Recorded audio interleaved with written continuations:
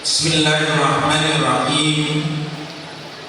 Alhamdulillahi rabbil alamin. Wassalatu wassalamu ala sayyidina wa nabiyyina wa habibina wa syafi'ina wa maulana Muhammadin wa maulana Muhammadin wa ala alihi wa sahbihi ajma'in. Allahumma anta rabbi la ilaha illa anta khalaqtani wa ana abduka wa ana ala ahdika wa wa'dika mastata'tu a'udzu bika min syarri ma sana'tu abu laka bi ni'matika 'alayya wa abu bi dhanbi faghfir li fa innahu la yaghfiru dhunuba illa anta. Semua hasbunallah wa ni'mal wakil, ni'mal maula. Hasbunallah wa ni'mal maula wa la haula wa la quwwata illa billahil aliyyil azim. A'udzu billahi minasyaitonir rajim. Bismillahirrahmanirrahim. Yuk kita baca bareng-bareng sambil ngingetin hafalan kita. Idza waqa'atil waqi'ah laisa liwaqa'atiha kadhibah khafidatun idza rujjatil ardu rajja wa bussatil jibalu bassa fakanat haba'an munbatha wa kuntum azwajan thalatha fa ashabul maimanati ma wa ashabul mash'abati ma ashabul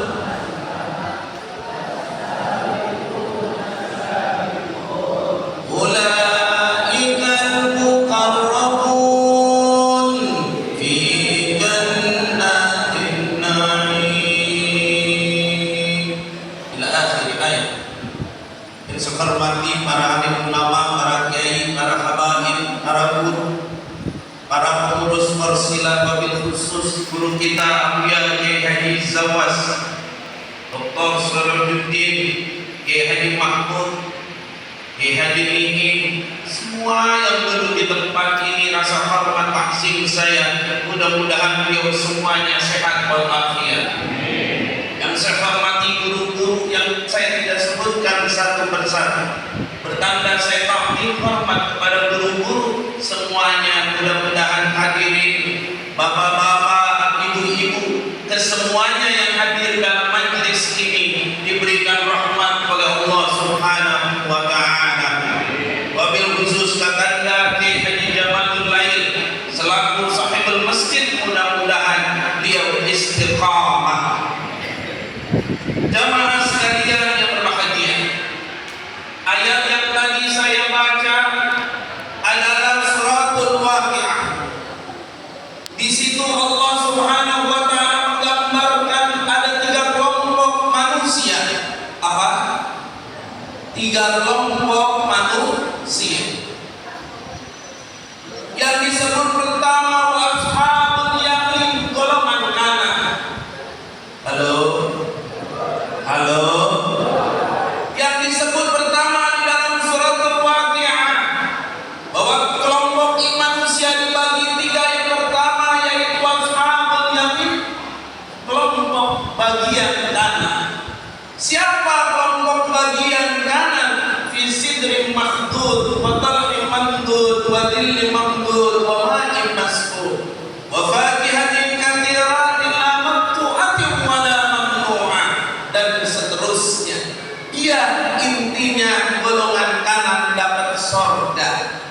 Kita doakan pengurus Persila yang istiqamah, yang saya sebetulnya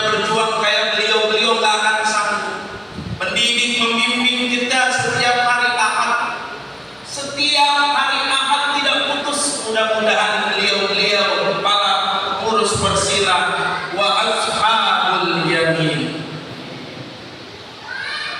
Yang kita mau bahas adalah wa ashabul shimal, yang kedua, kelompok kiri. Fi samumin wa hamim wa dhillin yahmum la baridin wa la karim innahum kanu qabla dhalika mutrafin wa kanu yusirruna ala al-hinsil azim. Siapa golongan kiri ini? Dia akan diazab oleh Allah Subhanahu wa Ta'ala dengan udara yang panas, dengan air yang mendidih, dan dengan asap yang pekat. Siapa kelompok ini? Kelompok yang hari-harinya di dalam tafsir Ibnu Katsir diterangkan bahwa orang ini akan diazab di dunia wal akhirah. Na'udzubillah, tsumma na'udzubillah min dzalik. Orang yang diazab, dia setiap harinya melaksanakan kehidupan yang penuh dengan kemewahan. Hidupnya mewah. Halo? Punya motor satu, pengen punya motor dua. Punya rumah satu, pengen punya rumah dua. Punya mobil satu, pengen punya mobil dua. Pengen orang-orang punya bini dua, pengen juga punya bini dua. Fi samumin wa hamim wa dhillin yahmum la baridin wa la karim innahum kanu qabla dhalika mutrafin. Mereka hidup dengan kemewahan, tapi di balik kemewahannya yang diberikan rezeki oleh Allah Subhanahu wa Ta'ala, mereka tidak mendekati Allah. Sholat jamaah ogah, apalagi pergi ke majelis tahlim Persila. Sedekah sedikit, sedekah sedikit. Padahal Allah telah memberikan rezeki buat dia banyak. Di dalam kitab Tazkirah Imam Qurtubi, beliau menerangkan satu hadis Rasulullah SAW dalam kitabnya Tazkirah. Beliau menjelaskan ada seseorang yang baru saja ditaruh jenazahnya, mayitnya berada di dalam alam kubur. Baru sebentar ditinggal oleh keluarganya, ditinggal oleh seorang kekasihnya, suaminya, istrinya, sahabatnya, gurunya. Baru saja ditinggal pergi. Itu jenazah yang ada di dalam kubur, di alam barzakh, didatangi dua malaikat dalam kitab tersebut At-Tazkirah Imam Qurtubi. Ngapain itu malaikat yang datang? Malaikat yang datang. Halo? Halo? Ibu? Ibu?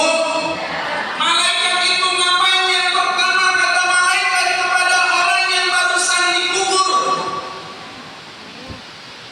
hai bumi, gencet orang ini. Na'udzubillah, tsumma na'udzubillah min, suruh gencet itu bumi. Padahal baru kali itu kita datang ke alam kubur, ke liang lahat. Bingung masih kita. Kalau kita datang ke tempat sesuatu tempat baru datang, kita bingung. Ini belum kita apa-apa dalam kebingungan di alam barzakh. Itu malaikat suruh gencet tubuh kita. Yang kedua, malaikat yang kedua berkata, wahai ular-ular yang ada di dalam bumi, kata Imam Qurtubi dalam kitabnya Tazkirah, wahai ular-ular yang ada di dalam bumi, keluar engkau lilit dia, patuk-patuk, gigit-gigit tubuhnya. Ini kenapa orang ini baru tumben datang ke alam barzakh, baru aja dikubur, kain putihnya masih bersih, ini udah malaikat azab dia. Imam Qurtubi mengatakan orang ini dari masa